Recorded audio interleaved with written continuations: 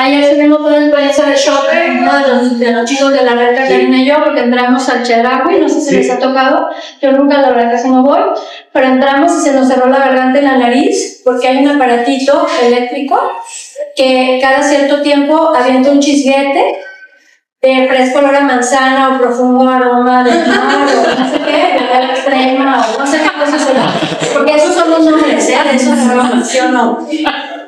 Y son totalmente cancerígenos, o sea, tienen anillos de benceno, es como fumar. Entonces, ¿qué onda con esa información? Si entran a Zara, no sé si les ha pasado, tiendas de ese tipo, así por inmediato se te cierra la garganta de lo sintético de los olores, hasta en el aeropuerto. Entonces, hay algo que se llama derecho a la información. También si alguien fumiga, tienes que tener derecho a la información de que te avisen que va a haber a fumigar, y entonces ya tú sabrás si te quieres exponer o no, y tienes que leer la hoja técnica y saber si hay residualidad o no de esa sustancia. Entonces, si se fijan, esto es lo que no hay, pero lo que sí hay, y el doctor Luis nos lo va a poder confirmar, es cada vez más casos de cáncer en mujeres más jóvenes y en hombres. O sea, ojo con eso, ¿eh? O sea, ya la población es muy amplia. Entonces luego es así como que te dio cáncer, como que el dedo de Dios escribió que la de allá, el de aquí, o sea, no. Hay factores que se llaman de salud ambiental, y es algo de lo que trabajamos en el colectivo Cronista Jalisco desde hace muchos años. Por eso le agradecemos mucho al doctor Luis Sánchez Dueñas que nos acompaña y nos dedique su tiempo, y a la Casa Bruno Chapulín, con Claudia, con Ale, con Mari Carmen, con Valeria Romo, que no está, pero pues de principal promovente de este proyecto. Y bueno, como les decía, el enfoque no es de juicio, sino es de información para la acción, es entender a quién nos exponemos y tomar decisiones informadas, ¿no? Y también avisarle a las personas, porque digo, ¿cuántas mujeres, y no nada más mujeres, ¿no? Nos sentimos tan tristes cuando alguien te dice tengo cáncer, pero ya es así como, pues ya te dio cáncer, es como sacarte la nariz, ¿no? Y no es así. O sea, al otro día también nos decía una señora, bueno, pero es que yo tengo factores genéticos. Digo, es que acuérdense que los genes son como botones de prender y apagar. Que tengamos una información genética no nos determina de que seguro nos va a pasar algo. Si tenemos condiciones ambientales, muy probablemente, o sea, eso suma y suma más estrés, o sea, hacemos picos de son lo que llamamos en salud ambiental factores concomitantes. O sea, si se fijan, la salud es un proceso dinámico, ¿o no? Sí. O sea, un día te sientes mejor, un día te duele la cabeza, un día te duele el estómago, un día andas muy feliz, luego tienes mucha energía, luego ya no tienes energía, ¿o no? Y eso es muy importante entenderlo, porque la salud ambiental es como les diría, es como ser un pez. Si eres un pez, que todos los días te echan una gota de cloro en el agua, ¿qué te va a pasar? Por mucho mindfulness que el pez se concentre, diga yo voy a nadar, mis aletas están bien, todo está bien en mi mundo, pues sí, no. Sí está bien hacer nuestra parte personal, sin duda. Pero si se fijan, ahorita estamos en un sistema social, en una civilización súper capitalista que nos vende todo, la salud y la enfermedad, ¿sí? Y entonces lo que nos hacen creer es que todo es bronca nuestra, que todo depende de que nosotros hagamos nuestra dieta, hagamos meditación, hagamos ejercicio. Hemos hecho también webinars y otro tipo de trabajo como el día de hoy para informar, por ejemplo, a corredores. La gente que sale a correr en ciertas épocas del año, muy temprano, súper chido, porque están haciendo el mejor esfuerzo, salen a fumarse una cajetilla de Marlboro, literal. O sea, les estoy dando un dato científico, ¿sí? Por la cantidad de partículas suspendidas y por la cantidad de contaminantes atmosféricos. Entonces, ojo con eso, que es lo que les digo del pez. O sea, sí podemos hacerlo mejor y nos toca nuestra parte, pero si estamos en un sistema enfermo y en un medio ambiente con agua contaminada, aire contaminado, residualidad de metales pesados y de plaguicidas en alimentos. Ahora, es información para la acción, para la depresión, animar corazones. Por eso está el doctor, el día de hoy va a decirnos, a ver, fíjense en esto, nos gusta hacernos el pelo, está bien. Fíjense cada cuando se exponen. Y ojo, pensar en la exposición laboral. A mí lo que más me empezó, ahora que estábamos en el Chedraui, fue pensar en la cantidad de gente que se pasa 8 horas, a veces más, en ese ambiente, con luz artificial, oliendo esta sustancia cancerígena, y además ellos qué pueden hacer. ¿Sí? Entonces también hay que pensar en la exposición laboral de quienes ponen los tintes, quienes ponen las uñas de gel. Déjenme decirles que andamos haciendo una investigación de campo de las uñas de gel. Hay desde niñas chiquitas de 4, 5, 6 años que les ponen uñas de gel en las agujetas de rayos. Pero son ultravioletas. Sí, son ultravioletas. Que bueno, ahorita nos voy a decir al final un poquito más de ese tema. Y mucho de lo que nos han dicho las chicas que se las ponen es que tienen mucha ansiedad y para no morderse las uñas, se ponen las uñas de dedo. Entonces, en vez de resolver el tema de la ansiedad, nos ponemos uñas de que son cancerígenas. Si se fijan de grave, o sea, a mí me da mucha preocupación. Nosotros por eso abrimos la contienda hace 30 años, porque decíamos, pues no nos podemos asustar a la gente, hay que ponerles alternativas. Entonces esta noche está la alternativa que es el doctor Sánchez Dueñas, que nos va a contar cómo está el tema y que bienvenido al GIS, ya es la verdad, bienvenido al GIS. No, pues agradecer al colectivo ecologista Jalisco que nos adoptó y estamos muy agradecidos por ustedes. Nos traen estos temas tan importantes. Estamos tratando de que estén presentes tanto el colectivo como los cantarinos, hermosos que sean. Sí. Cada mes para platicar de este tema de biomateriales, de violencia. Les agradecemos mucho que estén aquí, compartan esta información para la acción. No para la depresión, ya estamos todos muy ansiosos, no se llama de ansiedad, ansiedad. Ajá. Y bueno, nada más un pequeño espacio publicitario del espacio. Tenemos este mes, nos sumamos pues sobre el tema del cáncer. Este mes Loba saca ediciones especiales apoyando causas. Este mes está apoyando a la Cruz Rosa para el tema de cáncer de mama. Y todas las ganancias de Loba las da a Cruz Rosa. Entonces, bueno, nosotros nos sumamos también con ellos a esto y estamos vendiendo estas cervezas. Y bueno, es básicamente el espacio publicitario. Gracias a todos por estar aquí. Y pues gracias por la presentación de Maite, que parece que voy a vender un alisado orgánico. Pero no vengo de verdad. Pues bueno, el tema que vamos a platicar de hoy, la verdad es que ha sido un tema que me ha apasionado en los últimos años, que fue quizá una de las sorpresas que yo no esperaba que llegara a mi práctica. Y sorpresa porque vivimos en un país que todavía tenemos esto sin regular, lamentablemente. En otros países, vas a Estados Unidos, a Europa, está súper regulado este tema, entre comillas, porque no se ha trazado adecuadamente a lo largo de los años qué puede pasar con algunos de los pacientes, y aquí en México no tenemos nada de regulación. Entonces me empezó a llegar a la consulta un fenómeno que literalmente tocó adentrarme a él, pues por la experiencia de estar viendo a los pacientes. Y a lo que vas y ves los buscadores de la información científica médica y no hay nada. Y resulta que, pues, como saben, la información científica se produce en los países industrializados, entonces como ellos no tienen este problema, pues para que lo publican si no lo tienen. Entonces es frustrante que no tengas información, que no sepas qué hacer con tus pacientes, que no tengas una respuesta, un medicamento, y sobre la marcha me ha tocado aprender junto con las pacientes qué hacer. Y como dice Maite, pues es información para la acción, no es decirles no lo hagas solamente porque eso no funciona. Habemos varios médicos que nos dedicamos a esta parte del pelo, ya muy interesados en esto. Cada vez lo vemos más en las pláticas de nuestros congresos médicos, que lo estamos como difundiendo, porque lo vemos mucho en la consulta. Entonces, pues bueno, es algo que a mí me ha resultado muy apasionante por lo que implica y todo lo que me ha hecho reflexionar, no solo a nivel médico, sino a nivel de conductas de consumo, a nivel de autoimagen, a nivel de prácticas cosméticas, un montón de cosas que se derivan de esto, salud, y que a final de cuentas también me remontaron a mis orígenes, porque bueno, me presento, yo soy Luis, yo soy dermatólogo, soy tricólogo también, que soy especialista en parte de las enfermedades del pelo y del cuero cabelludo. Mucha gente no sabe que los dermatólogos son médicos, pero yo soy médico, y los tricólogos en otros países son los estilistas, pero en la gran mayoría de los países y en México somos los dermatólogos que nos dedicamos a la parte del pelo y la piel.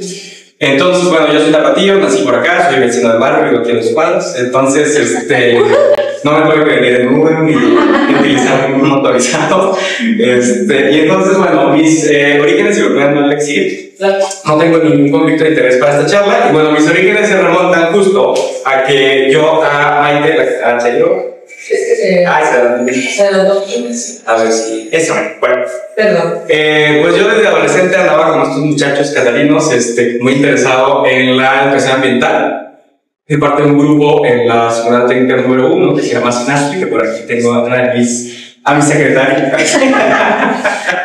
Y pues bueno, fuimos un grupo de adolescentes muy inquietos que en los 90s, cuando esto apenas era como en el lobby de las necesidades de la sociedad, pues era algo que apenas éramos los raros que hablábamos de educación ambiental, los ecológicos y todo esto. Y bueno, desde entonces me gustaba mucho ese tema, y ya que después decidí ser médico, pues empecé con un conflicto de, ¿cómo voy a ligar esa parte de la educación ambiental con la medicina? Pues bueno, la toxicología fue una de las cosas que me empezó a llamar la atención. Entonces ya en la prepa, cuando estaba muy perfilado a ser médico, dije, ¿cómo le hago para seguir en conexión con esta parte que me interesa tanto? Entonces me acerqué a Maite, y en ese entonces, en el 97, iba a su casa a leer este libro que está allá atrás, que después por azares del destino terminó en mis manos.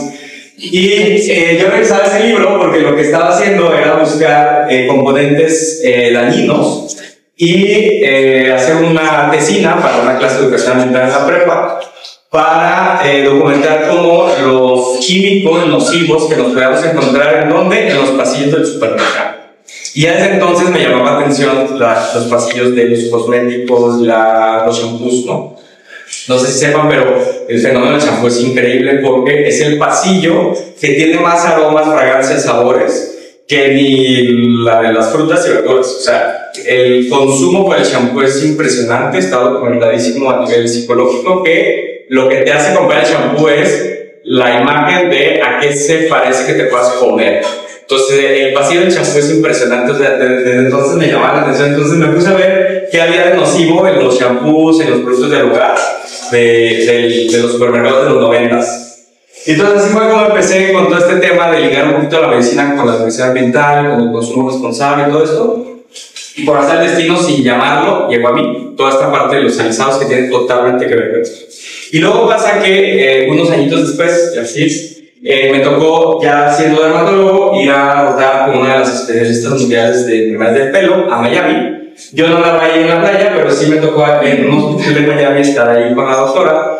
Y empecé, eso fue en verano del 2011. Empezaron a llegar, estando en la consulta de enfermedades del pelo, un montón de pacientes con caída de pelo. Tanto así que era un perfil de paciente tan particular que a la misma especialista mundial de pelo le estaba llamando la atención qué estaba pasando. O sea, ¿por qué están llegando tantas mujeres jóvenes con caída de pelo así de repente? La caída de pelo existe y va a existir toda la vida, pero era un perfil de paciente muy particular. Su antecedente era que ha venido a una estética recientemente. Entonces empezaron a preguntar, como, ¿qué pasa? ¿Qué pasa? ¿Qué pasa? Resulta que acababa de llegar a Estados Unidos un nuevo tratamiento para quitar el frizz.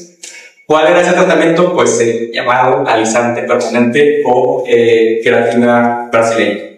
Llegó a Estados Unidos, no duró ni un año y lo prohibieron, porque, lo repito, en todos los países industrializados están prohibidos los componentes altos de formaldehídos en los productos cosméticos. Entonces fue muy despedida y me tocó el momento en el que entró el producto a Estados Unidos, ¿no? Ya desde ahí como que yo estaba destinado a involucrarme con este tema. Entonces, esos son los antecedentes, pero, pues bueno, como saben, ya les comenté, los dermatólogos vemos el pelo, es uno de los mini órganos. Yo lo estudié todavía hace 15 años como un anexo, ¿sí? Anexos de la piel, pues, las uñas, el pelo. Sin embargo, ahora ya está tomando una categoría de mini órgano. Pasan tantas cosas ahí, por ejemplo, el modelo biológico para entender el envejecimiento lo entendemos gracias a lo que le pasa al pelo. O sea, es tan complejo lo que le pasa al pelo.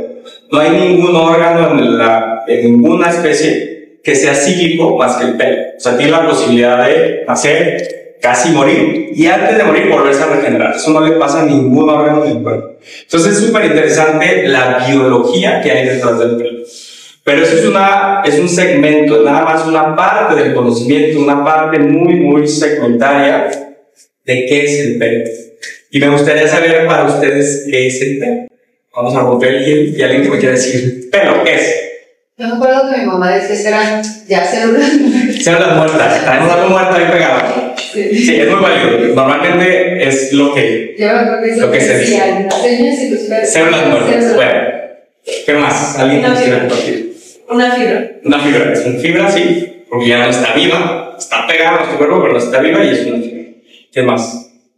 Pues lleva como nuestra historia, ¿no? Esto, que ya que nos esperamos ya algo más, algo más vivencial. Sí, totalmente, es una historia. De hecho, es una de las herramientas en medicina forense más importantes. O sea, ahí se pueden saber mil cosas. Sobre todo trazar metabolitos, trazar venenos, trazar muchas cosas, porque ahí se acumulan un montón de cosas. Entonces, sí, hasta a nivel historia de tu vida, como proceso, también es súper importante el pelo. ¿Qué más? ¿Qué más implica el pelo? ¿Qué es para ustedes el pelo? ¿Saben lo que es el Bad Hair Day? El concepto del Bad Hair Day. No. Literal, el Bad Hair Day es pues un mal día del pelo. Así como decía Maite, a veces estamos cansados, a veces alegres, a veces enfermos, a veces no. El pelo es tan importante para nuestra vida cotidiana y para nuestra autoimagen que existe el concepto de Bad Hair Day como el epítope, el pelo, de que tengas un día fatal. Si tú amaneces y un día te ves al espejo y dices, no me pude acomodar el pelo, ya me tengo que ir, me veo fatal, tu día va a ser fatal. ¿Por qué? Porque el pelo es tan, pero tan sincero con lo que nos pasa, que toma una categoría casi es nuestra, pues nuestro talón de Aquiles, ¿no? Sí. Y en hombres y en mujeres, porque de repente somos un poquito crueles con los hombres de decir que el pelo es muy importante para las mujeres, también para los hombres. O sea, yo en Batistuta veo muchos hombres deprimidos y que en ese espacio pues aceptan ese tema del pelo, los tiene muy mal. Bueno, ¿alguien más nos quiere compartir qué es el pelo? Pues es parte de la personalidad. Parte de la personalidad, claro, es un sello, es un sello. Y ahí nos podemos ir a todo el tema de qué es para las culturas el pelo. O sea, desde los griegos traían un debate intensísimo porque había un grupito que vanagloriaba el pelo y otro grupito que decía que el pelo no se para nada. Entonces hay un montón de textos de todos los filósofos desde Grecia, y hay textos a favor del pelo y textos en contra del pelo. O sea, era tan importante que hasta eso se ponían a debatir los filósofos. Por eso, por lo ambiguo que puede ser. Sí, porque hay personas que el pelo puede no representar nada y la ausencia de pelo para ellos es comodidad. Y hay personas que la ausencia del pelo es la muerte. Entonces, hay culturas que llevan el pelo de una forma, hay sectas que llevan el pelo de una forma. Es decir, es parte esencial de la representatividad, incluso colectiva, ni siquiera como personas individuales. Hay forma de determinar a través del pelo, diagnosticar enfermedades, no solo el cuero cabelludo, del resto no. Y ahí hemos caído un poquito, pues hay algún tipo de ciencias alternativas a lo mejor que han apostado por eso, pero no, en realidad no hay, como a nivel circulante que traemos los minerales, micronutrientes, como el pelo, como decíamos, es una fibra, ya no hay nada circulando ahí como para decir, ok, vamos a trazar ahí metabolitos o cosas para diagnosticar enfermedades, no. En el pelo, digamos, la fibra no. En la parte interna, como la raíz, sí, totalmente. Diagnosticamos enfermedades a partir de una biopsia del cuero cabelludo. Es decir, no solo la fibra, sino también la piel que lo contiene, ¿no? Entonces, sí, el folículo que está dentro de la piel, ¿no? Entonces, bueno, pues el pelo es un montón de cosas. Por ahí tengo un amigo dermatólogo muy culto que está en Aguascalientes y estamos por publicar, me invitó a ser prologuista de su libro, que es El pelo en todas partes, que es hablar de todo esto. Este es un ejemplo de todo lo que se puede hablar del pelo, y él hizo un libro completo de su perspectiva como persona, no como médico, de qué es el pelo. La verdad es impresionante todo lo que uno puede hablar del pelo, historias, anécdotas, textos científicos, filosóficos, cuestiones culturales, o sea, hay muchísimas cosas en torno al pelo. La verdad es que es súper interesante. Ya que salga el libro, yo creo que este siguiente año ya se edita por la Universidad de Aguascalientes, pues se los haremos saber.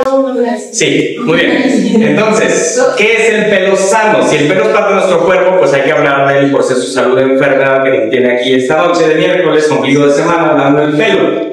Pues bueno, hay que ver entonces qué hay dentro de esa fibra. Estamos hablando del pelo como esa fibra que está afuera de nuestro cuerpo, ¿no?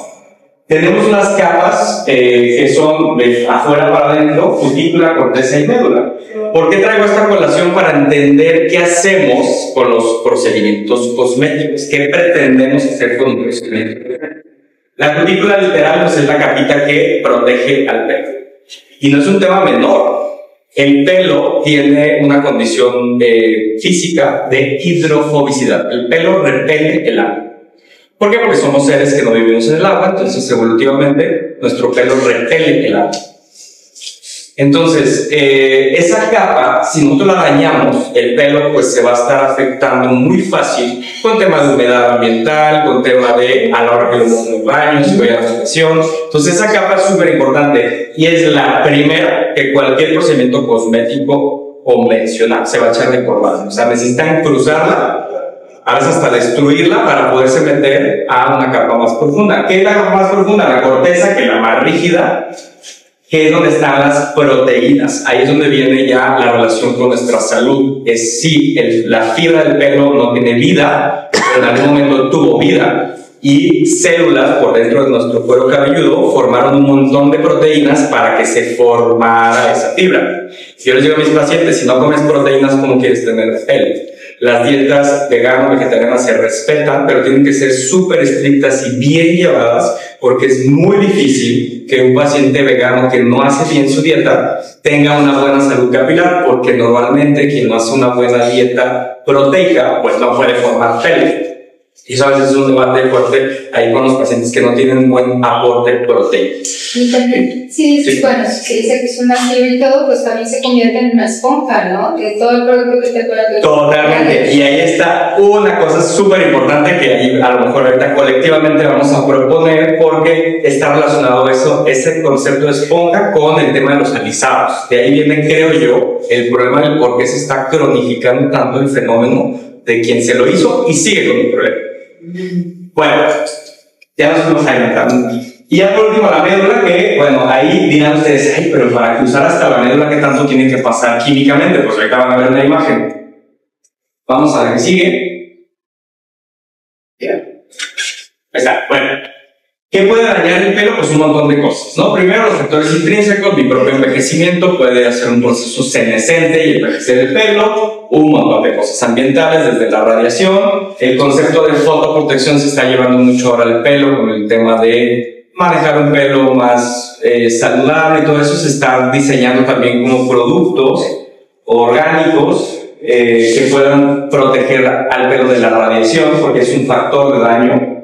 Los procesos físicos de cómo lo lavo, cómo lo peino, todo eso lo puede dañar. Los térmicos de cómo lo seco, cómo le quito la humedad después del baño. Y los químicos, que es aquí donde nos vamos a concentrar, porque esto pues es un tema del día a día y todos aquí hemos sido usuarios por lo menos de un acondicionador, que eso ya es un proceso pues cosmético para el pelo. Entonces ya no se diga de tintes, de coloraciones y los alisados. Bien. Ahora, aquí es donde les digo, de todas estas capas, o sea que son un montón, imagínense un pelo decolorado, ¿sí ven este que está transparente? Sí. O sea, ¿y qué pasa? O sea, ¿qué conserva el pelo de sus estructuras normales? Absolutamente nada. Entonces, yo soy el primero en decirle a las pacientes que se decoloran, o sea, va a ser de muy despedida, no vas a aguantar, o sea, el proceso que tienen que llevar para mantener un pelo, como lo ven en la televisión, en los videos, de pelos decoloradísimos, es muy demandante. O sea, tienen que vivir para el pelo. Se tienen que poner un montón de cosas. Literal, es como tratar de tener una momia de piel. Entonces, se tienen que poner 1000 productos para poder sostener esto, porque no tiene nada adentro. Entonces, para decolorar un pelo, se tienen que llevar de corbata todas las capas, hasta la médula. Perdón, es transparente, no es una cara. No, es un pelo transparente decolorado. Por todos los procesos. Ahora, existe un concepto actualmente que no es que sea malo, cuidado, o sea, no lo pongo para que nos creemos una idea mala de esto. Es un concepto que se llama skinification of the hair, que es como todo este concepto del hair routine, de las rutinas de cuidado del pelo, llevárselas al pelo, pero desde un punto de vista saludable. Es decir, los básicos de lavarte la cara, ponerte protector solar y hidratante, eso llevárselo al pelo. ¿En contra de qué? De esto, que es una chica que me llevó a la consulta con 2 maletas. Esa solo es una. Me dijo, Luis, vengo para que me veas cuál es mi rutina sana dermatológica del pelo. Yo esto es lo que uso. Y claro que me tuve que poner a investigar qué es todo eso. No. Lo primero que investigué fue el precio, eran como 50,000 pesos en cámara. Entonces, esa ansiedad, obsesión por comprar y comprar y comprar. Yo veo de repente los videos de TikTok, los mega hauls que hacen, y que cada semana el generador de contenido saca 20, 30, 40 productos de Sephora. ¿En qué momento se los va a poner? ¿Qué hace con ellos? O sea, esos son un montón de residuos adentro de su casa y para el mundo. O sea, ¿qué tema tan grueso el tema del consumo? Y mucho paciente entra en la ansiedad de tenerlo mejor, tenerlo más adecuado, y caen en el tema, pues, de comprar ese tipo de productos para el pelo. Luis, ¿Puedo hacer una Sí. Yo sí estilista, y justamente una de mis clientes se le dijo, Aisha, me dañé el cabello, y yo, ¿qué hiciste? Y empezó, sí, en TikTok, y yo, no, Sí, tremendo. mira el cabello, justamente le venía a la plastilla. Ya. Y pues digo, no soy consciente claramente, pero hay una noción, tengo que digo, seguramente se contrapuso un chico con el otro. Digo, no sé si el vinagre haga algo bueno, pero Pues pues. es que es un ácido, pero Demasiado. sí, a veces es un tema de reacción impulsada. Sí, el tema, a ver, en las redes sociales yo sigo muchos estilistas, yo aprendo muchísimo porque soy estilista. Entonces, yo para entender un montón de estos conceptos, me he tenido que poner a seguir a gente que hace contenido muy serio. Estilistas, por ejemplo, de España, que son farmacistas, o sea, gente que tiene mucha preparación en química, porque ellos son los que nos van a dar un montón de respuestas a cosas que los demás quedamos un poco en el limbo de. Yo también como médico no soy químico, entonces no entiendo muchos de los conceptos, no soy estilista, entonces creo que este es un trabajo de colaboración, y el tema del TikTok creo que está bien para algunos generadores de contenido, pero no es lo común, y normalmente los pacientes caen en el error de todo lo que escuchan y ven en TikTok, se lo compran. Bueno, aquí les pongo un ejemplo de lo que yo veo en la consulta diaria. Esto se llama, hay un concepto que se llama hair breakage, que es como o hair weathering, que es como el pelo dañado por cuestiones cosméticas. Ojalá fueran solo ambientales, cosméticas de lo que yo voy y hago al salón o me hago en mi casa. Entonces llega a la consulta con Luis, se me cae el pelo. No se les cae el pelo, se les troza el pelo. Entonces nunca ven volumen y se quejan de que no tienen volumen, pero no es que no les esté saliendo, que se les caiga de raíz, se les troza todo el tiempo. Tenemos un video en la. Si me ayudas, no. Bien, no. Ahí está. Entonces, para documentar esto, pues hacemos una pruebita que se llama el tube test. Entonces, jalamos el pelo y ¿qué me traigo? Pues el montón de pelo rojo. En el segundo video, igual es más que se les rompe. Entonces, bueno, esto es algo de todos los días. Y. Ahí está. Aquí entro ya en una pausa con algo que creo que también como médico me ha tocado mucho. Creo que siempre tenemos que ser muy empáticos, pero hay cosas como súper complejas con las que tenemos que ser empáticos, que tenemos que entender la realidad del día a día de los pacientes. Me va a salir un poquito del tema. Esta es una chica adolescente que tiene una alopecia areata, es una enfermedad muy compleja, una de las más difíciles de tratar para nosotros como psicólogos. Existen medicamentos actualmente fabulosos que han cambiado el paradigma. Estamos viviendo un cambio de paradigma en el tipo de medicamentos que tenemos para tratar este tipo de enfermedades. Y estos pacientes pues sufren muchísimo. Los pacientes que tienen gran afectación en su calidad de vida, de su esfera psicosocial, son muy lábiles a eso, porque pues no tener pelo los estigmatiza, vivir esto en el día a día en las escuelas, eso es tremendo. Sí. Y bueno, al margen de todo lo que también sucede internamente, son enfermedades que están relacionadas con muchos procesos hormonales, autoinmunes y otras cosas. Pero bueno, el caso es de que esta chica pues inicia con esta afectación de todo el pelo, dice se cae todo el pelo. Después de estos medicamentos fabulosos que sus padres tuvieron la oportunidad de dárselos, que son extremadamente caros, ella pudo recobrar su pelo, ¿no? En 8 meses. La foto se la tomé antes, la foto se la tomé después de que se quitó la peluca. Le tomo la foto para evidenciar la mejoría y se la vuelvo a poner. Ella seguía usando peluca porque tenía rizofobia. A pesar de que ella tenía una recuperación que muchos pacientes darían la vida porque tenían una recuperación así, ella seguía enojada con la vida, odiaba su pelo. porque era chino. Entonces, el concepto de rizofobia creo que es importante que también lo tengamos en mente, porque lo que menos quiero es satanizar lo que viene después, que es la decisión de alisarse el pelo. Porque es cierto que para muchas personas, sea porque no te gusta tu rizo o porque es imposible vivir con tu rizo como una persona de raza afroamericana, es súper complicado para las personas de pelo no rizadito, crespo, vivir con eso. No se lo pueden lavar diario. Si se lo lavan es una cosa terrible. Tienen que, por habérselo lavado, hacer un montón de cosas para poder salir a la calle. Es decir, es complejo el tema de los rizos, para empezar. Entonces, lo que no debemos de hacer es satanizar a quien decidió alisarse, porque a veces es una necesidad. Entonces, para que no vaya a caer otro chale ahorita decimos que la presidenta, porque bueno, cada quien decide, lo importante es con base en decisiones informadas, ¿no? Entonces, se lo traigo porque es un caso extremo de rizofobia, o sea, la chica ya había superado el pelo y seguía usando un peluca porque odiaba su pelo rizado. Fue un tremendo proceso que volviera a aceptar el nuevo pelo que tiene. Y eso le pasa incluso a personas después de una quimioterapia. Se les cae el pelo y el nuevo pelo es rizado. Y es como, qué bueno que lo recupero, pero no me gusta. Entonces es un tema. ¿Es su cabellera? No, claro, esa es su cabellera. Pero ella usaba pelo. O sea, arriba de eso usaba una peluca lacia, que era lo que ella usaba cuando tenía su alopecia. También desde niño cuando usar sin cabello sale rizado, se cambia la expresión de las queratinas y otras cosas, entonces cambia el aspecto del pelo. ¿Y por qué? O sea, ella no tenía el pelo rizado antes. A ver, pasa mucho que en la adolescencia cambia, digo, todos aquí sabremos que éramos de una forma y cambiamos, y sobre todo el pelo. Entonces ella, antes de la adolescencia, tenía el pelo, whatever, a lo mejor onduladito, un poco más así, quebrado. Se le cae el pelo, empieza con su proceso de su enfermedad de alopecia areata, y años después que puede recuperar el pelo, por sorpresa lo recupere, pero es rizado, lo odio. Y en la plena adolescencia, padres divorciados, o sea, pues bueno, o sea, es algo muy complejo. Y después de los tratamientos de quimioterapia y... También sale, más que la quimioterapia, el hecho de que se te haya caído el pelo por una medicina, cuando vuelve a salir el pelo nuevo, se expresa diferente la forma de las queratinas y sale diferente el pelo.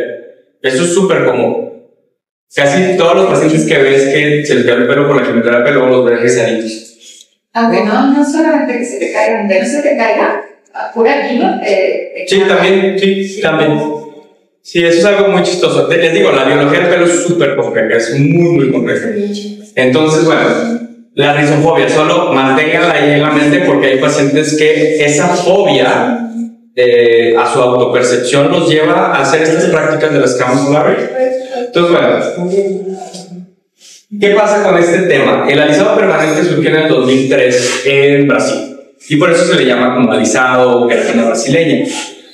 Se le llama queratina brasileña porque surgió en Brasil, porque si ustedes van a Brasil y me toca ver a las dermatólogas en los congresos, están todas impresionantes, impecables, todas llevan bolsa de marca, el pelo perfecto, o sea, la cultura de la imagen es impresionante. Y entonces, que tú le ofrezcas a una chica un pelo rizado, que es complejo, que necesita muchos productos, bla, que le alices el pelo a comercial de Pantene de los 90s en una sesión, wow, o sea, se hizo boom, fue una cosa que cambió así la historia de la imagen del pelo, ¿no? Entonces, por primera vez podíamos tener el pelo como comercial de Pantene de los 90s, entonces fue súper popular. ¿Por qué queratina? El problema no es la queratina es una queratina de borrego que se utiliza literal para enjarrar el pelo después de haberle puesto un químico que provocó que de rizado se hiciera liso. Entonces la queratina no es el problema, pobres borreguitos, pero el problema es el químico que se utiliza para alisarlo antes de enjarrarlo después con la queratina. Pero se le llama Brazilian Keratin Treatment o queratina brasileña. ¿Tienes el nombre del primer producto? Así se llamaba. De hecho, lo patentaron como BKT, sí, Brazilian Keratin Treatment. El primero que yo conocí, o sea, creo que me ponga tope y era brasileño. Sí, bueno, hay varias marcas, pero no, el primero se llama Brazilian. De hecho, la fórmula original, ahí la tienen, tenía formaldehido al 37%, o sea, era un crimen. O sea, esto era cáncer de voltear a ver, ¿no? Sí. Formaldehído, nomás para que sepan, está como autorizado para estar en contacto cercano con el ser humano, es decir, en productos de limpieza del hogar y cosas así, al 0.2%. Entonces, imagínense el 37%. Bueno, esa fue la fórmula original. Fue súper popular. Pues todo esto era, o sea, era ilegal, o sea, lo que... No. ¿En qué año fue esto? No, porque no estaba regulado, y tiene que estar regulado en Brasil, el tema de las concentraciones, 2003. Aquí a México llegó casi como en Estados Unidos a finales del 2000, de los 2000, o sea, a principios de los 2010. Yo tengo pacientes que las primeras que se lo hicieron fueron 2008, 2009. ¿Y llegó con la misma concentración? No, ya llegó más. Esta fue la primera, pero ya la empezaron a bajar. Ahora, ¿qué pasa con el alisado? Lo primero que se lleva por partes es ese ácido, que es como nuestro mejor amigo para el pelo. Ese ácido lo tenemos en el pelo, es un conjunto de grasas ácidas que se llaman ácido 18 eicosanoico, y es el que le da la hidrofobicidad al pelo, o sea, protege el pelo de que el agua no lo dañe. Lo primero que se va a llevar un tinte con peróxido, lo primero que se va a llevar un alisado con formaldehído es ese ácido. Entonces ya desde ahí le quitamos una barrera de protección a la cutícula y se mete a la corteza. ¿Qué hace el ácido? Va a romper un montón de fibrillas que están dándole cierta textura al pelo. Las rompe y hagan de yo se los explico a los pacientes. Es como si tuvieras una escalera así tortuosa y de repente llegas y le rompes todos los escalones y ¡pum! Se hace como ya recta, ¿no? Eso hace el químico en la corteza ya que se metió. Y entonces, en la que sigue, les voy a poner qué es lo que empezó a pasar. Que cuando a mí me llegaban los pacientes a consulta con la siguiente historia: Luis, tengo el cuero cabelludo descamado y yo no lo tenía así. Luis, tengo el cuero cabelludo grasoso y yo no lo tenía así. Luis, se me cae el pelo. Ok, bueno, ¿qué tienes? Hormonal, esto y lo otro, ¿qué comes? Esto y lo otro. Las preguntas que siempre hacían los psicólogos. Oye, ¿y de los procedimientos cosméticos que te has hecho? Pues me aliso el pelo. Para cuando publiqué este artículo llevaba 43, ahorita llevo más de 180, ya lo empecé a contar porque pues es de todos los días.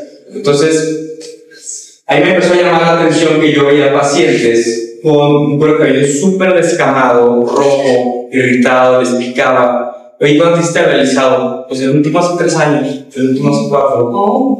Me hice uno hace 8. Yo, ¿pero qué es eso el alisado?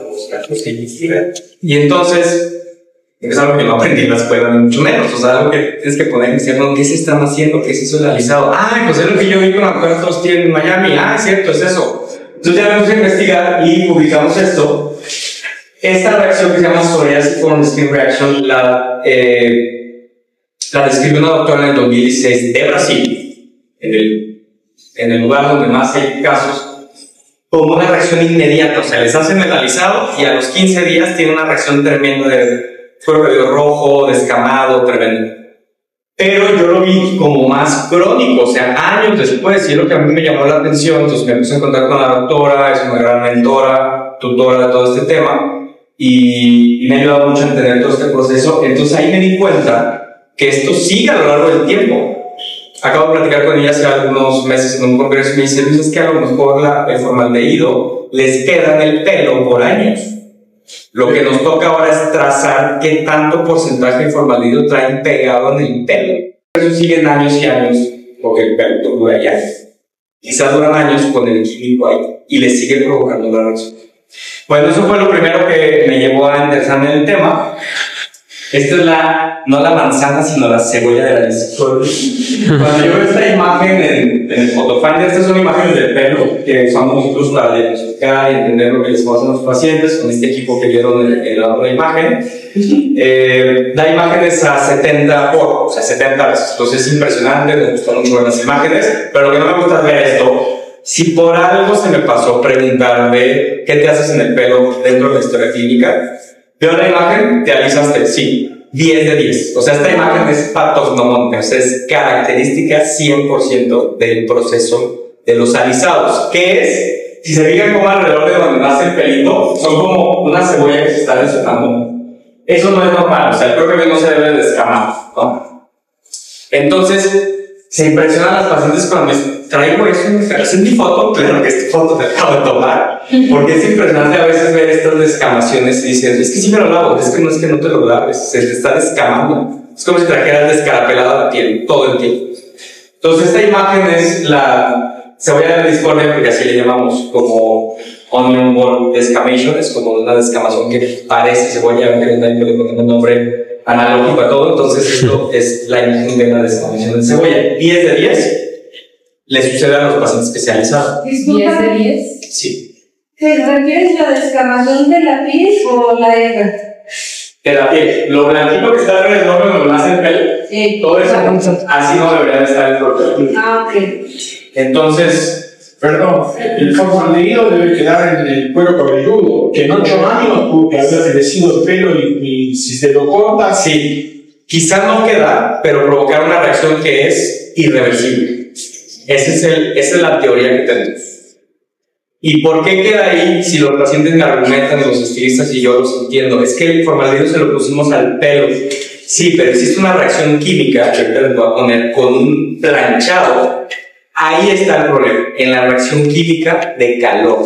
Es una salvajada hacer eso, porque es transformar un formaldehído al 0.2% que viene en la etiqueta, aplicado, lo caliento. Yo les digo que es como echarle un fogonazo al balde de pinol. O sea, es generar una nube de químico que lo está aspirando el aplicador y lo está absorbiendo el usuario. Entonces, esa nube de químico que sucede en ese momento, pues es lo que hace que el cuero cabelludo lo absorba. Nuestra piel absorbe todo lo que le pongas. Entonces, ahí es donde está el problema, en la nube de químico que se genera en el momento de que planchan, porque el proceso del alisado es pongo un químico y el químico no es por sí solo el que va a alisar. Se les coloca, planchan y literal ahí queman el formaldehído para transformarlo en ácido glicólico. Ahorita se les pongo el ejemplo.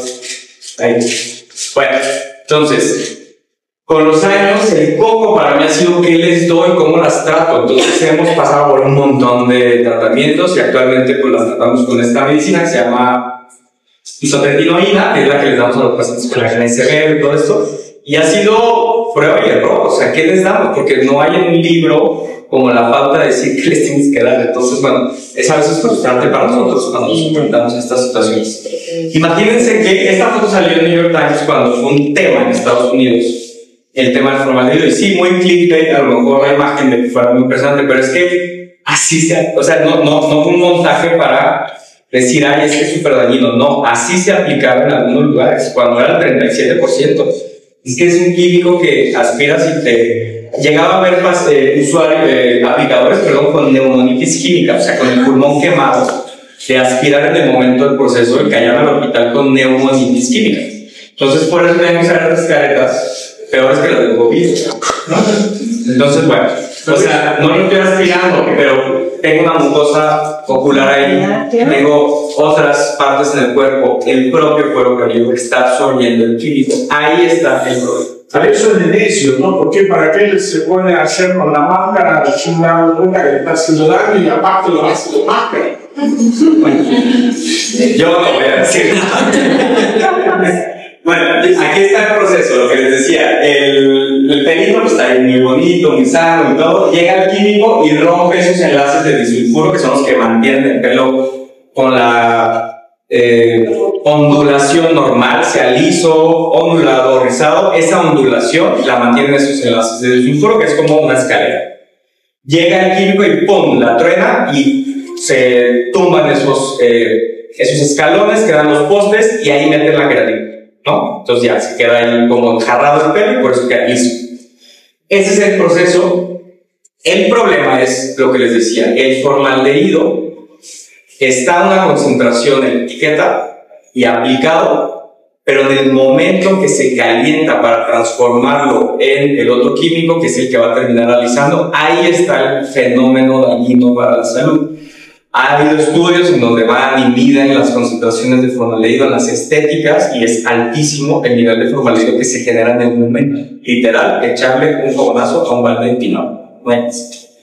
Ahora, ¿cuál es el problema? Pues el problema son las letras chiquitas. Y aquí sí es un tema a construir junto con los estilistas y ojalá con los productores de este tipo de materiales. ¿Por qué? ¿Cuántos nombres de alisados has conocido hasta la fecha? Dime 3. ¿Nombres especiales? Nombres del proceso. Taninoplastía, nanoplastía, la Brazilian blowout, la queratinoplastia. Por lo menos llevan 15.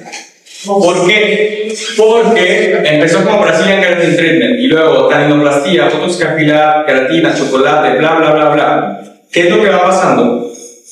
Que empieza a haber como ruido, un poco de regulación y dicen, ya no tiene formaldehído.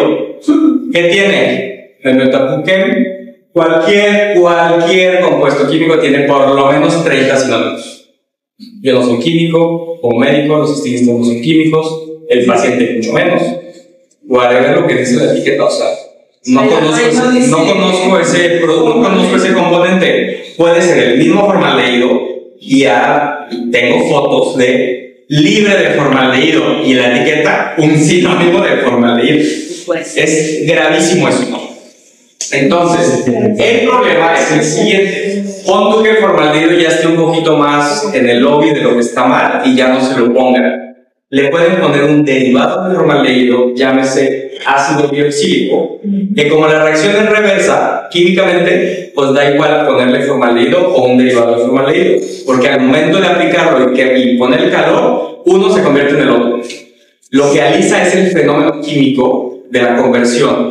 Entonces el problema es que un montón de formaldehyde free productos sí tienen derivados de formaldehído y es exactamente lo mismo, es el mismo cuento. Entonces es una cosa preocupante, es una cosa de construir entre muchos involucrados para que se regule de manera adecuada.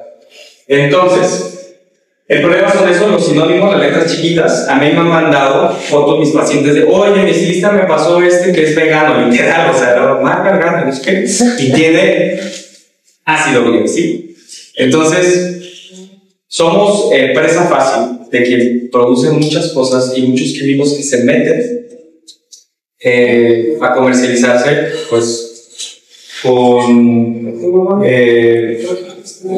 disfraz de borrego, pero pues que son cosas súper graves, ¿no?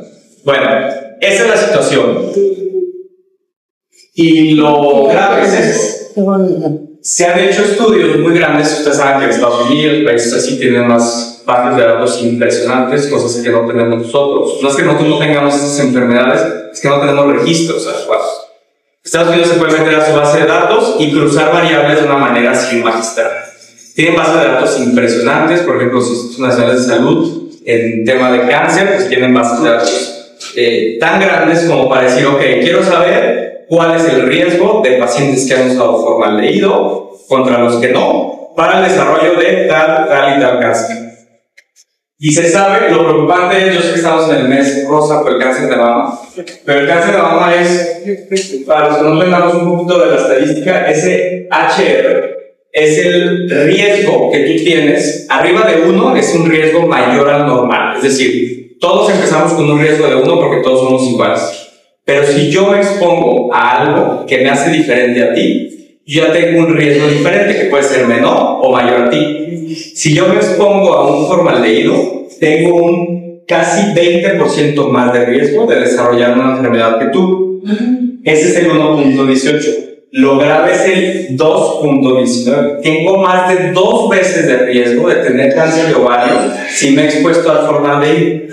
Tengo más de también 2 veces, 2.5 veces más de desarrollar cáncer de útero.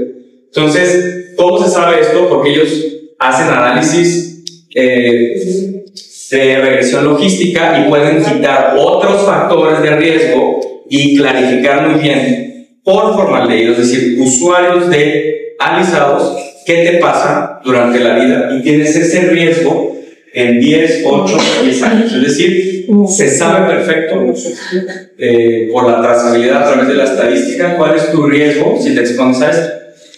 Quizá la población que más nos haya ayudado a entender esto son los afroamericanos, por lo que les decía, las pacientes afro no pueden vivir con su pelo. O sea, tú ves a Beyoncé, eso es un truquisísimo. Se hace 2 millones de cosas con su pelo. Las pacientes afro no pueden hacer lo que hace Beyoncé, entonces ellas se tienen que alisar los relaxers, porque el término alisante es el relaxer, que es lo que hace relajar la fibra del pelo. Son necesarios para su vida cotidiana. Ellos lo tienen que hacer porque si no es imposible vivir el día a día. Es entendible. Lo que no es entendible es cómo por sobrevivir a esa complejidad en el propio cuerpo, pues te expongas a un riesgo así. Estos datos de cáncer de mama, ovario, cervicuterino se sabe por ellas, son los que más han hecho esto a lo largo de la vida. Las mujeres afroamericanas que yo también he visto en muchos videos, es muy complicado, o sea, incluso cuando vayan a sus bebés, a sus hijos como de 4 años, tienen como que hablar con ellos, porque duran horas, sí, claro. Entonces ellas no tienen otra opción, aunque no les quede liso, que les relaje ese cabello para que su vida pueda ser más fácil. Su única opción, porque sí es muy complicado para ellas, es este concepto que digo. Lamentablemente, a un nivel de a ver, aquí el tema es homologar su pelo a lo que otros tipos de pelo hacemos, ¿no? Que es peinarlo, sujetarlo. Para hacer eso, sí. La respuesta es sí. Y por eso muchas de esas pacientes lo que hacen es hacerse las rastas y hacer las sujeciones. Muy cortitos. Totalmente. Bueno, es un tema complejo, por eso les decía, no solo satanizar, ¿por qué lo haces? Es que es un tema difícil para muchos pacientes. La otra cosa grave, que fue lo último que empezamos a conocer apenas el año pasado, es esto, que es el daño renal. En Israel empezaron a llegar a urgencia dialítica, es decir, mujeres para dializarse de urgencia por haberse hecho dializar. Algunas eran pacientes renales ya conocidas y otras que por primera vez hicieron un problema renal. ¿Qué se empezó a investigar de qué pasó? El ácido glioxílico, que yo les puse que es un derivado del formaldehído, es decir, el formaldehído se transforma en ácido glioxílico y viceversa. El glioxílico, ya que lo absorbiste, se te puede ir como microcristales a la sangre, formar un como fenómeno de polimerización en tu sangre y se juntan todos esos cristales y el primero que se tapa es el riñón. Entonces es una cosa grave, no ha sido tan replicable. Yo les empecé a hacer a mis pacientes como exámenes de sangre con tema de función renal para ver y no he visto nada. Y es aquí donde viene lo complejo del asunto. Las concentraciones, las formulaciones de estos productos son muy diferentes. O sea, es complicado también hacer el tema de regulación, de trazarlo, de medirlo. De cada producto va a ser una concentración diferente, ¿no? Entonces, pues bueno, ahí está la problemática. ¿Cuál es la solución? Pues creo que nadie la tenemos al 100%, pero saber, como dice Maite, a través de información, las decisiones que vayamos a tomar. Y me gustó mucho la analogía que hizo Maite con el tema del cigarro, porque justo cuando te digo a Gabazón, que es la que empezó como documentando todo esto, ella me decía, Luis, pues es que al final de cuentas es como fumar. O sea, la discusión termina con nuestros pacientes diciéndole, a ver, es que es como fumar. Ya sabes que mata. Pero quieres seguir haciendo, hazlo. Hace 2 semanas tuvimos el Congreso Nacional de Enfermedades del Pelo y una de mis colegas que se dedica mucho a la parte de cosmética capilar,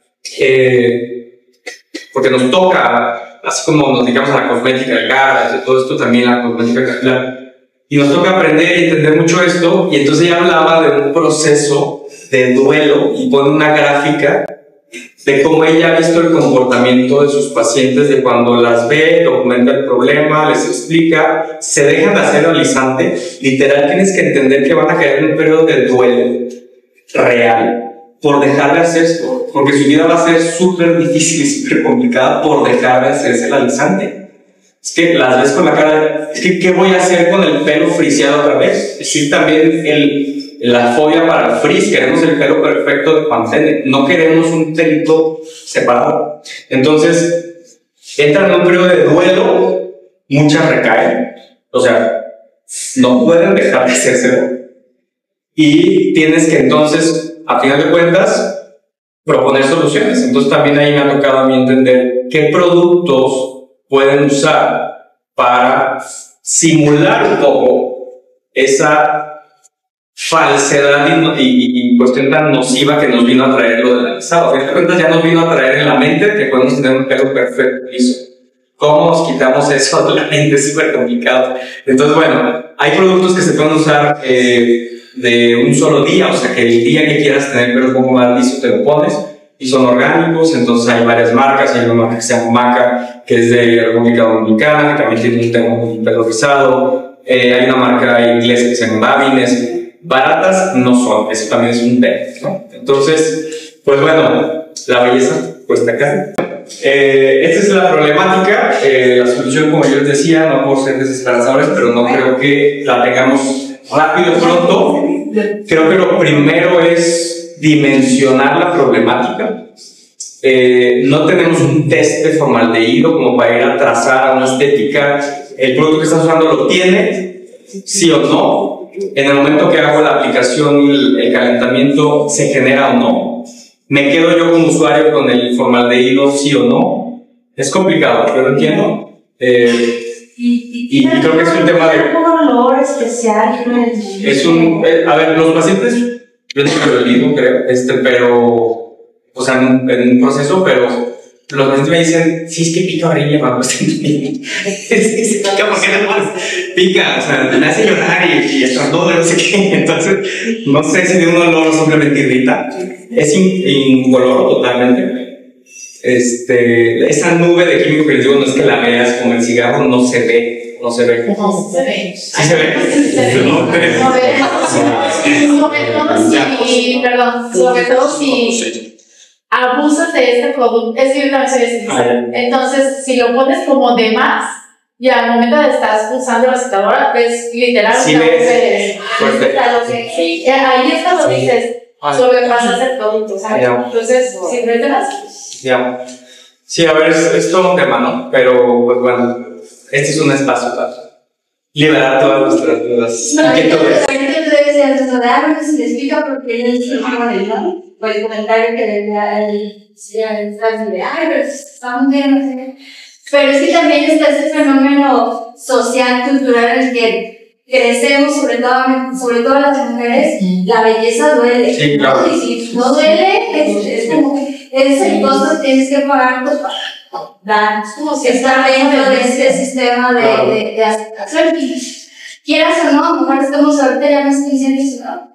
Es muy difícil salirte de ese procesos. O sea, venimos desde generaciones. Sí, a ver, son conductas aprendidas entonces aquí lo que toca es posicionar estos conceptos, esta información, esta diferente forma de pensar que te pueda ayudar a romper un paradigma que a lo mejor no tienes por qué estar padeciendo, o sea, porque te tiene que doler lo que haces para ver de quién lo mejor.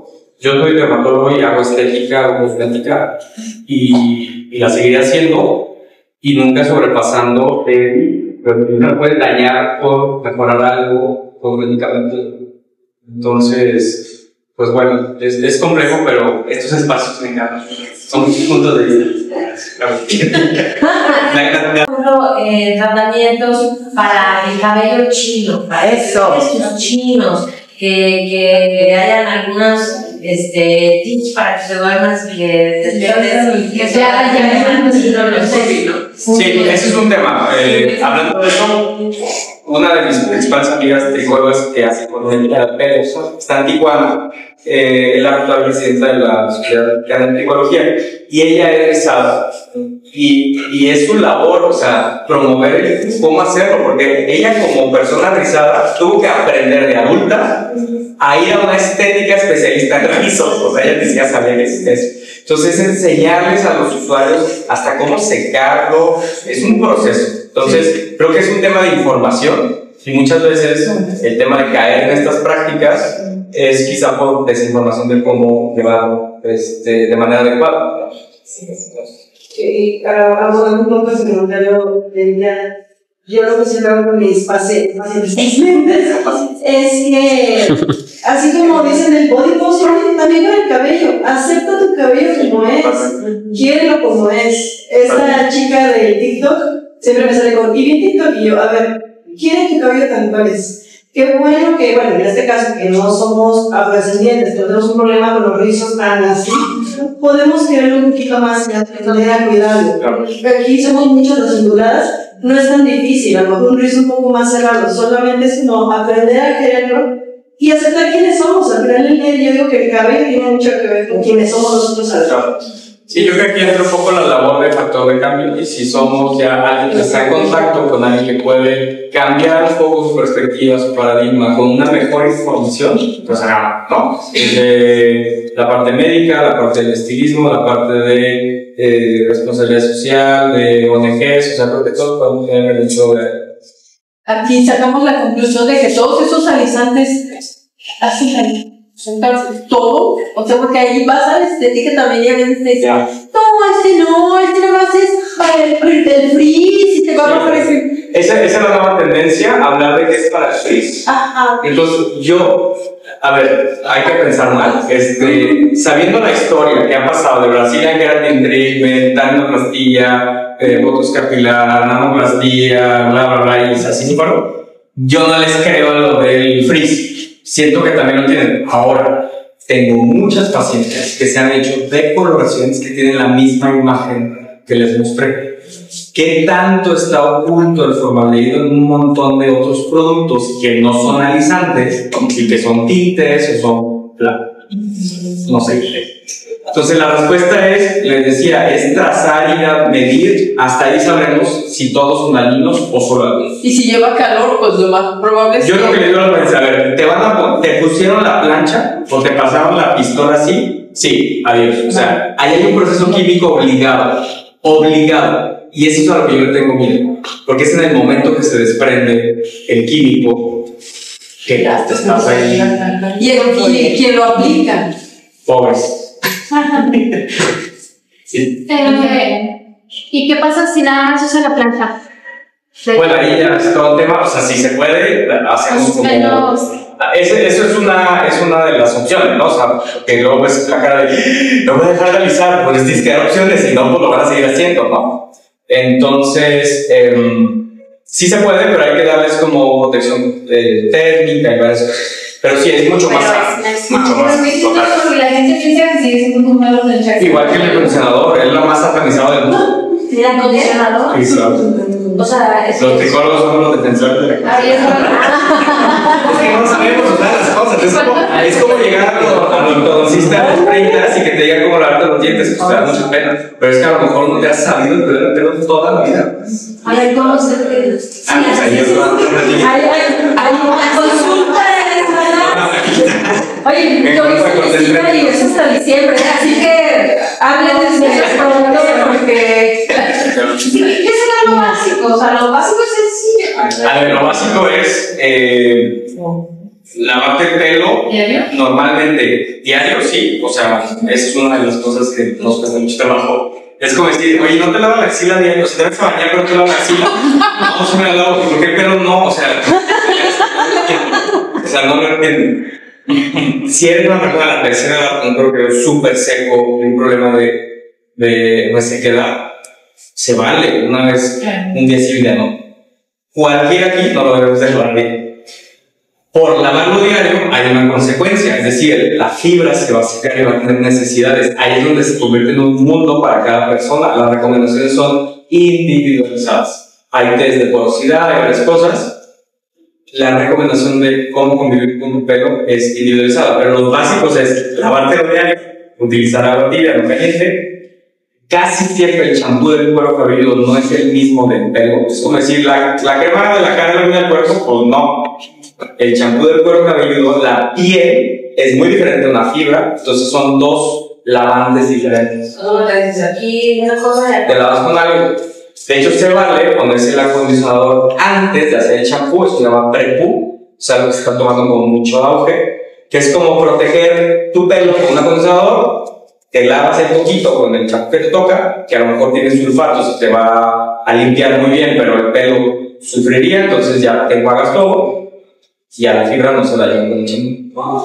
Entonces, acondicionador creo que es de las cosas más satanizadas y debería usarlo, es como usar la crema, pues lo debería, lo doctor lo recomienda. Entonces, es como eso, Y el tema de secarlo, de cepillarlo, el pelo rizado se debe de cepillar mojado y el pelo liso se debe de cepillar ya seco.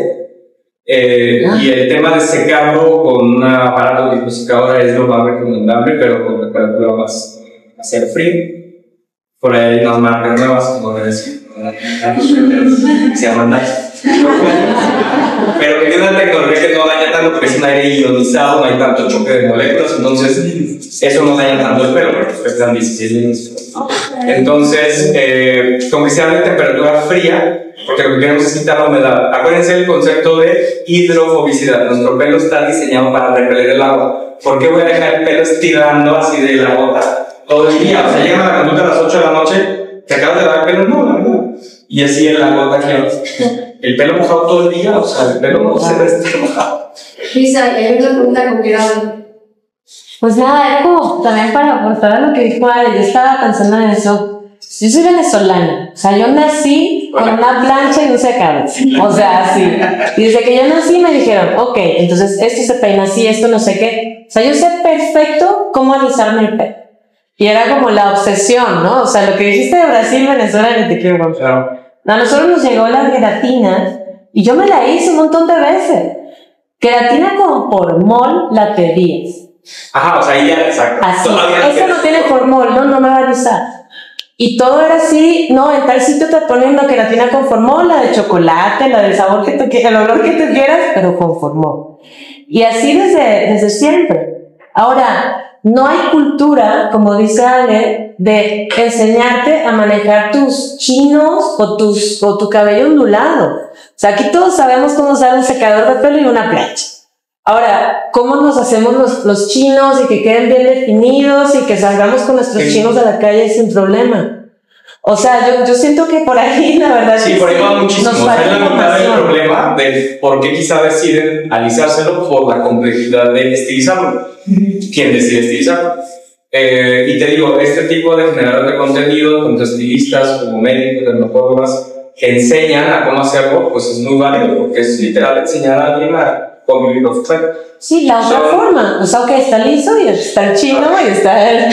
Hay unos chinos hermosos que son así explotados, una belleza, pero ¿cómo se hace eso? ¿No? Sí. Oye, también, perdón, y también es una pregunta, que está surgiendo esta manera de aceptar tus rizos y que los tenés, ya hay varias estéticas aquí que creo que son un poco costosas, y los productos que ellos promueven para que los rizos queden firmes o que estén más lindos. Me preocupa saber normalmente tienen siliconas, o sea, son siliconas, es lo que tienen. Digo, no, ahí no creo que, porque sí he visto las etiquetas, son muchas cosas, incluso aceites orgánicos y todo eso, entonces no creo que haya tanto problema. Ahí más bien a nosotros nos provoca un problema cuando se ponen tanta cosa y luego se hace muy grasoso el cuero cabelludo porque termina bajando el producto. Sí. Pero no creo que haya tanto problema ahí con eso, más bien es de que es caro, o sea, es sí. Verse bien en los estándares actuales Los aztecas y los mayas, ¿cómo le hacían? Pues lo tendrían resuelto. Ellos eran muy lacios. Sí, cuando ella dijo que no teníamos, sí tenemos, sí, o sea, de hecho es un gen dominante el rizado, y por eso, bueno, de hecho, investigué en mi familia y yo tengo un antepasado negro de Zacatecas, que yo a lo mejor era un liberado, pero sí, o sea, mi pelo rizado es porque mi antepasado era negro. Sí, y este es mi... Hay muchos, sobre todo mujeres, hay muchas rizadas que no saben, o sea, porque hicimos un estudio con una marca también muy famosa que es muy buena, me gusta mucho, se llama La Santic. Y La Santic hizo un estudio con bastantes mexicanos, ahí con una colega en Tijuana, y lo que hacían era darles su rutina de cuidados del pelo, la mascarilla, el champú, y un montón eran rizadas, o sea, onduladas, y no sabían, eran mujeres que tenían el pelo así como baba horrible, y a la hora de ponerse el rubio, entonces es como pues enseñarte a cómo es tu pelo, primero que lo conozcas, a lo mejor no lo conoces cómo es, por eso no va a salir tan tarde. Creo que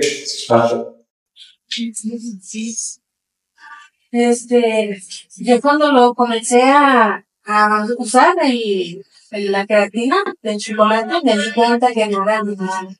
Y esto, de hecho, ahí tan difícil, me sentí todos los poros de mi piel así, los sentía todos tapados, una cosa fea, y aún con guantes, con cubrebocas, dije, no vale la pena sacrificar mi vida por estar haciéndome. Entonces yo ya dije, no voy a hacer esto. Y lo viste. Y también tiene mucho que ver, como dicen ustedes, la cultura de que no sabemos tratar el cabello. O sea, ni siquiera, tal vez no es tanto cultura, sino también conocimiento. O sea, que aprendamos.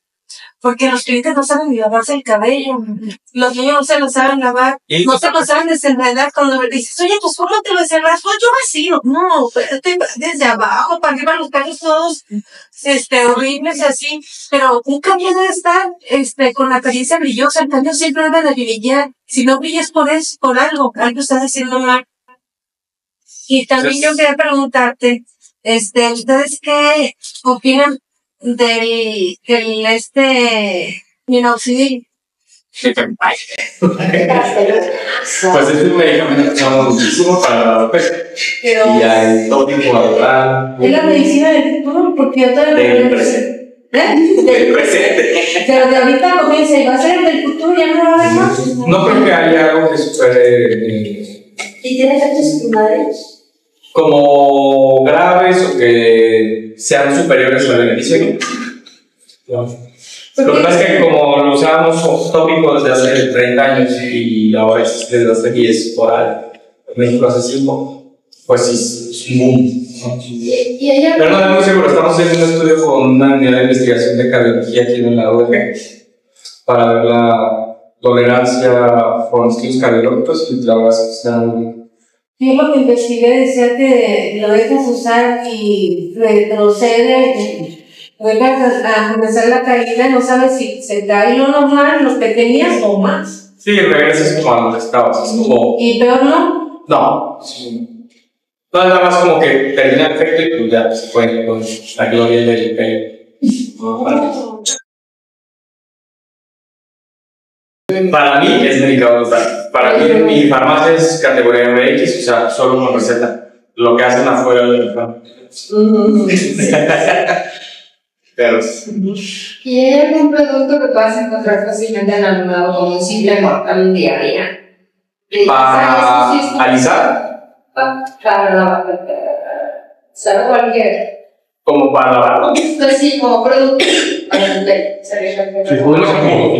Ay, la verdad es que eso sí es como para. O sea, sí. O sea, como genérico. Es que sí es como algo personalizado, bueno, sí tienes que ir, pero ya personalizado te dicen, ¿qué tipo de champú comprar?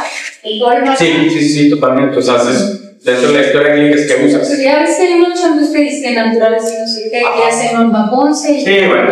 que es para esto. Para que menos tienes que pagar 3,000 pesos. Bueno. Es que los mandos pero sí, no sé si es cierto, pero me dices que te mandaste todo. Sí, a ver, a fin de cuentas, lo que tiene un champú son factores surfactantes, es como un detergente. Entonces, lava. Si le pones aguacate, romero, paprika, lo que quieras, unidades adicionales para que huela bonito, es la experiencia del uso. Pero el surfactante es lo que va a limpiar, es lo que hace que las moléculas de grasa se separen como lavaplatos que le echas al sartén. Eso es exactamente lo mismo. Ajá. Y hay unos champús suaves que no tienen esos surfactantes, como por ejemplo los champús de bebé y todo esto, que tienen otro tipo de lavantes de origen orgánico, pero eso no te van a quitar la grasa, entonces ahí sí no lo recomendamos de uso diario exclusivo porque pues te van grasa y huevos de bebé. Oye, no dime tu teléfono. No. No, pero puedes escribir.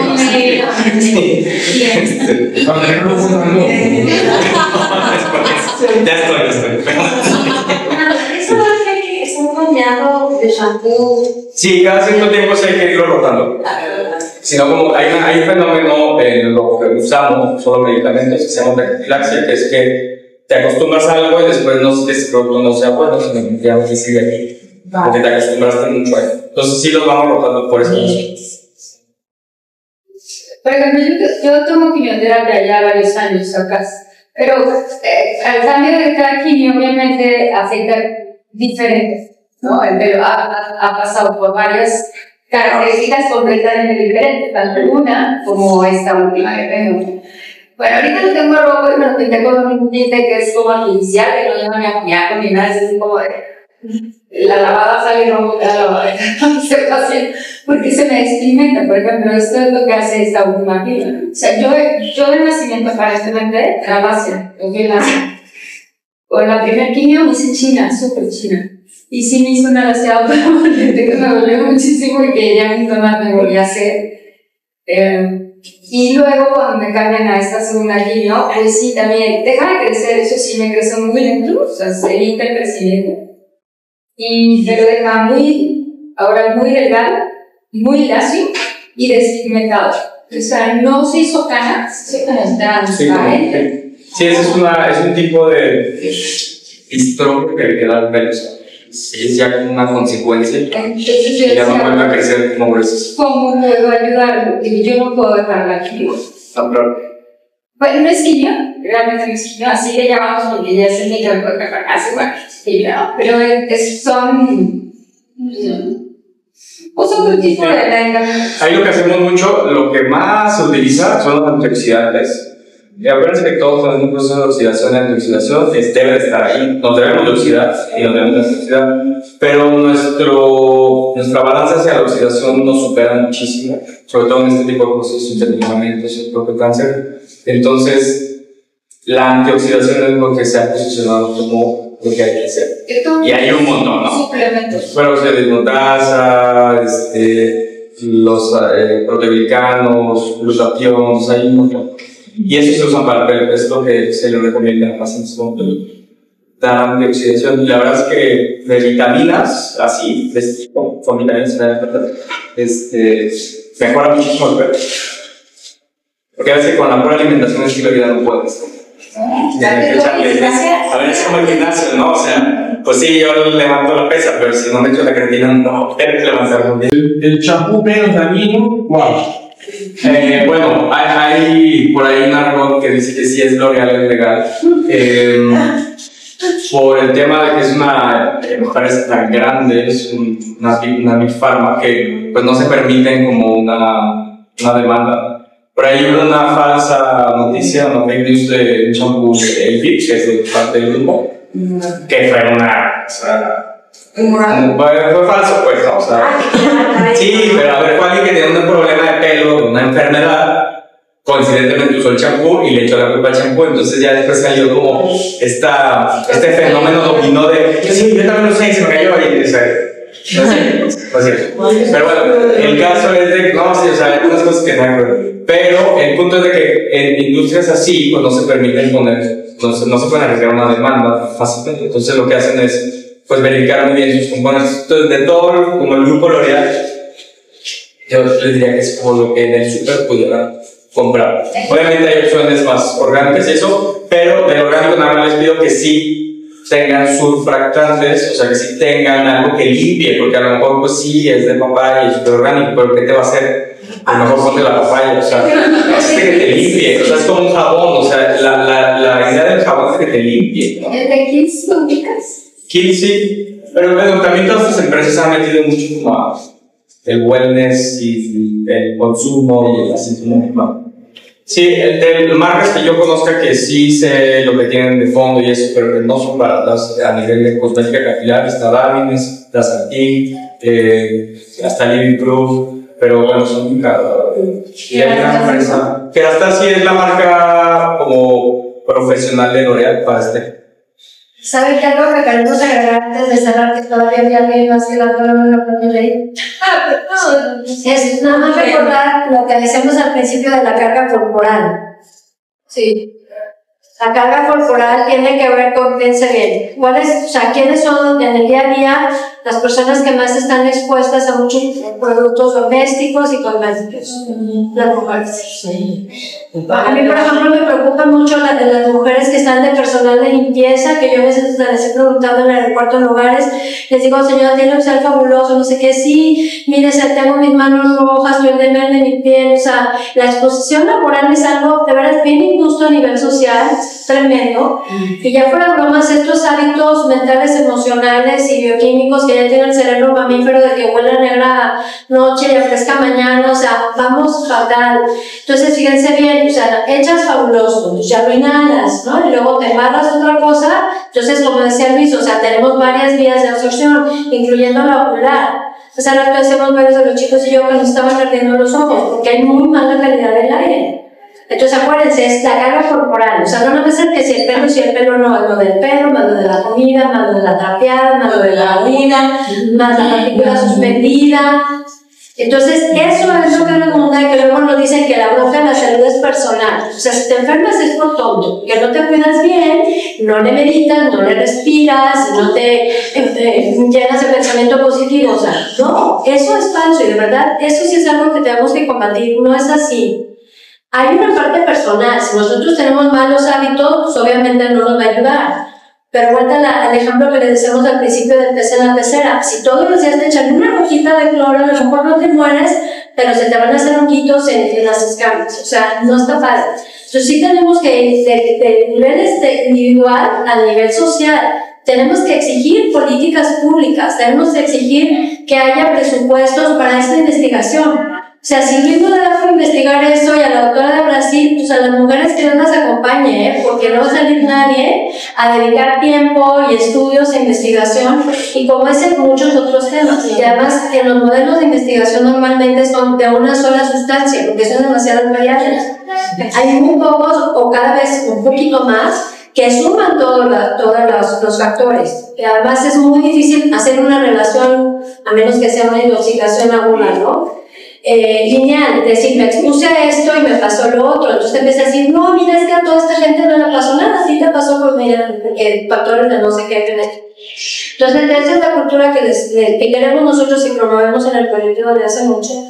Nos da mucho gusto que hayan venido y grabamos la presentación de Luis, porque la idea es que la gente que no pudo venir a escuchar, le queremos agradecer muchísimo a Luis, porque donde lo ven es muy difícil de agarrar, porque o viaja o está el cepillo de consultas. O sea, de verdad, cuando uno no hacía pedir consulta te dan en 6 meses, pero se puede poner lista de espera, y si también hay urgencias, puedes avisar y te dan lugar.